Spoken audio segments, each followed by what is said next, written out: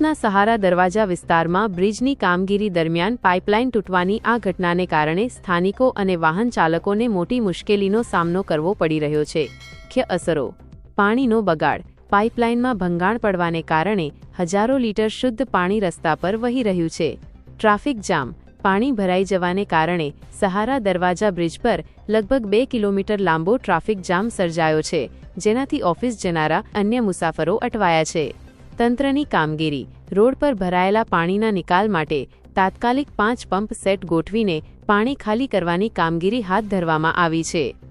મુસાફરો માટે સૂચના: જો તમે અત્યારે આ વિસ્તારમાંથી પસાર થવાનું વિચારી રહ્યા હોવ તો નીચેની બાબતો ધ્યાનમાં રાખવી હિતાવહ છે.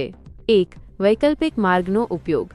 શક્ય હોય તો સહારા દરવાજા તરફ જવાને બદલે રિંગ રોડ અથવા અન્ય આંતરિક રસ્તાઓનો ઉપયોગ કરવો.